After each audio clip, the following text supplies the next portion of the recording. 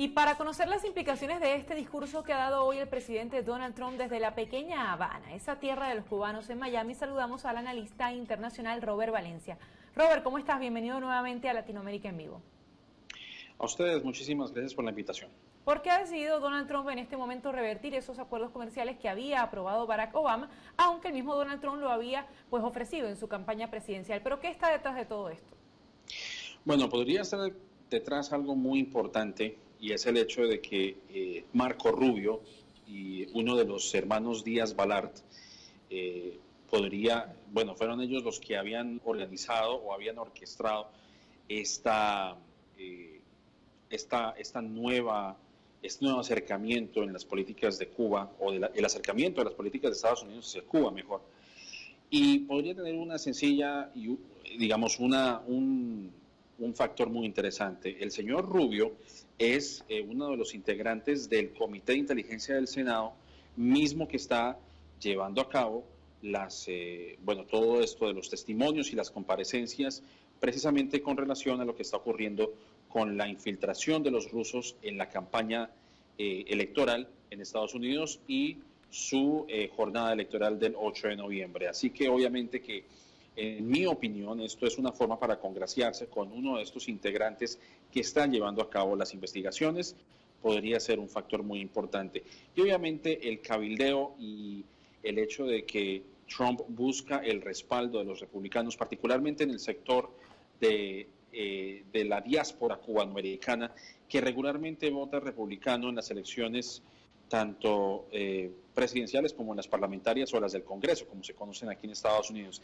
Así que, obviamente, esto muestra un revés en las políticas que ha implementado el presidente Barack Obama durante su administración, y es otra forma de demostrar que Trump quiere desmantelar la política que ha implementado el presidente Barack Obama, o por lo menos el legado del presidente Barack Obama, que ha tratado de cementar aquí en Estados Unidos o de fundar aquí en Estados Unidos durante los últimos 8 años. ¿Qué impacto comercial puede tener el haber revertido algunos acuerdos que ya había aprobado Barack Obama con la isla? Bueno, ese es un punto muy interesante, porque obviamente el argumento que ha tenido el presidente Donald Trump es que, como tú lo acabas de mencionar, la idea es de que no haya ningún tipo de beneficio económico para el grupo militar en Cuba.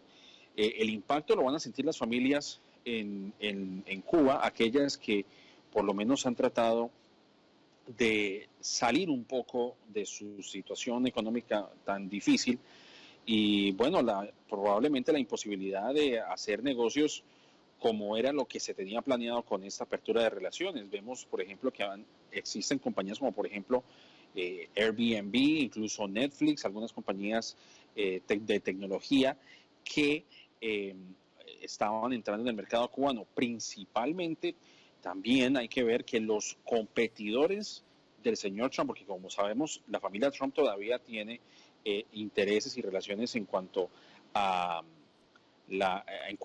hotelería y turismo.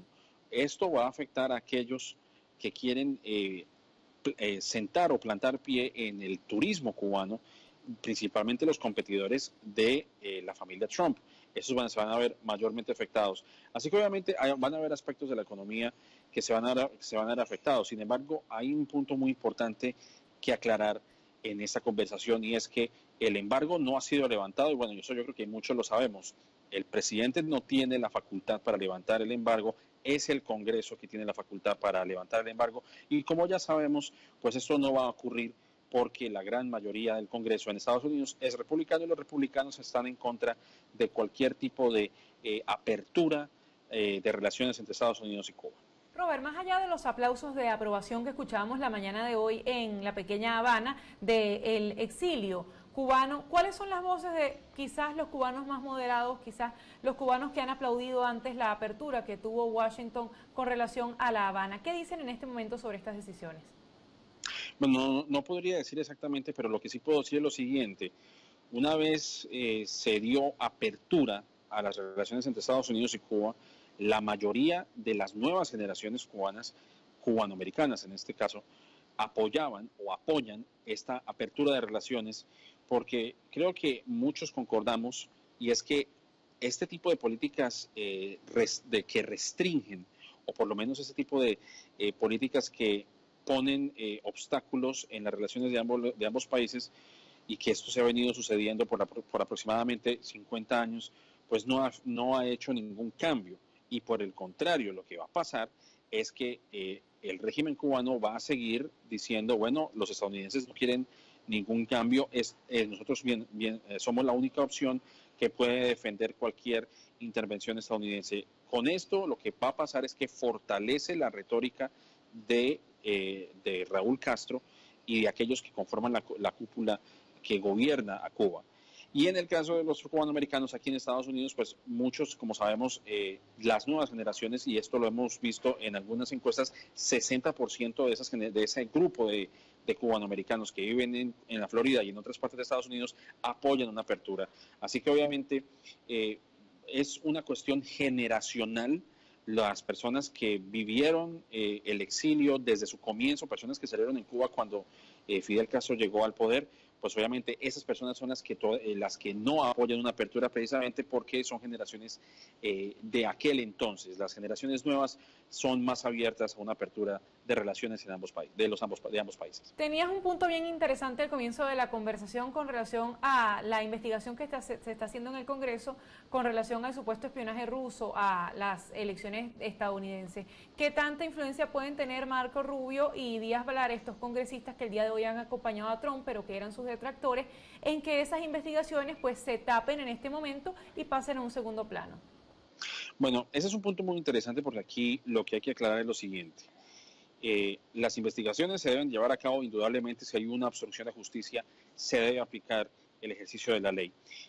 Pero de aquí a que ocurra una destitución, o lo que nosotros aquí tanto conocemos como el impeachment, pues a mí me parece que va a ser muy difícil, porque los republicanos no tienen el mínimo interés en destituir al presidente. Ningún presidente ha sido destituido por la vía del impeachment. Muchos señalan a Richard Nixon, pero Richard Nixon fue presionado. Él no fue destituido por medio de esa figura legal. Así que yo creo que no sé qué tan factible sea una destitución del señor Trump. Las investigaciones seguro van a continuar. El mismo Trump escribió por mensaje de Twitter que él está siendo investigado a raíz de lo que está ocurriendo con las infiltraciones de los rusos en la campaña política. Pero de aquí a que ocurra una destitución, lo dudo. Lo único que yo podría decir es que esto probablemente sí mine las posibilidades de que el presidente Trump se reelija, es lo más probable.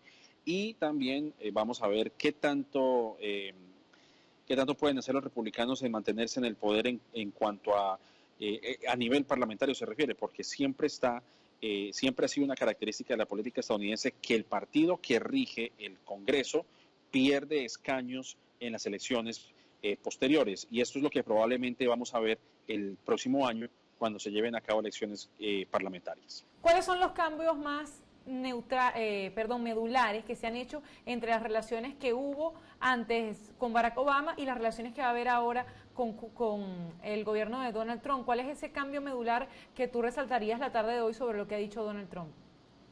Pues yo creo que el hecho de que no se van a poder hacer visitas, o por lo menos que los estadounidenses no puedan visitar Cuba como lo habrían hecho anteriormente.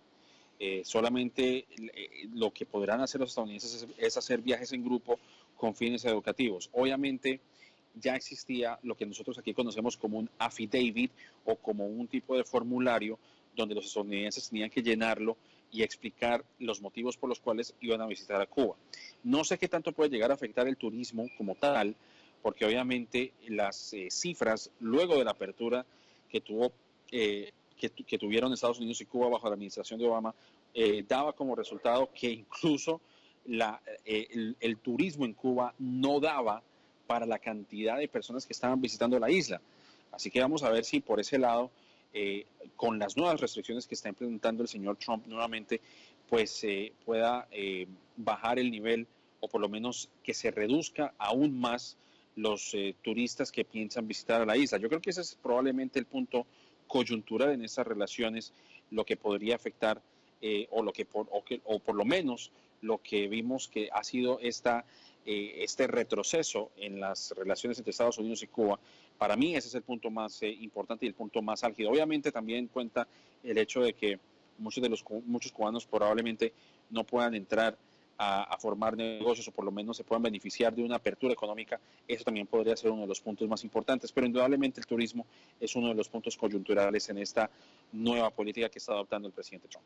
Robert, no sé si podríamos responderlo en un minuto, que es lo que nos queda, pero el senador Marco Rubio también decía en su discurso que así como querían una Cuba libre, también esperaban más democracia en Venezuela y que el presidente Donald Trump le había prometido trabajar por ello. ¿Usted cree que la próxima etapa en la diplomacia de Donald Trump sea Venezuela o es quizás fue una manera de aliviar el discurso de hoy o ponerle más color al discurso que estaba dando Donald Trump?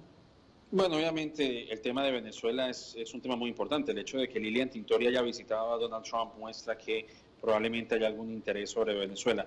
Pero hay algunos puntos sobre Latinoamérica que quiere tocar el presidente Donald Trump. Primero, bueno, sabemos el tema de Cuba, ahora vemos el tema de Colombia, donde el señor Rex Tillerson está presionando de cierta manera a Colombia a volver a instituir la aspersión de glifosato sobre cultivos de coca y lo más probable es que de pronto Venezuela esté en el radar. Pero indudablemente pues hay que esperar porque también existen otros temas sobre la mesa como el tema de ISIS, el tema de Siria, lo que está ocurriendo con la OTAN, que siempre estos temas tienen prioridad sobre Latinoamérica. Vamos a ver si simplemente es en el calor del momento y si realmente el presidente Trump tiene intenciones de hacer algo en Venezuela. No lo sabemos todavía, pero bueno, el tema de Cuba siempre es un tema importante para las relaciones en cuanto a Latinoamérica y en cuanto al hemisferio se refiere. Robert, muchísimas gracias por habernos acompañado nuevamente en Latinoamérica en Vivo. A ustedes, muchas gracias por la invitación. Era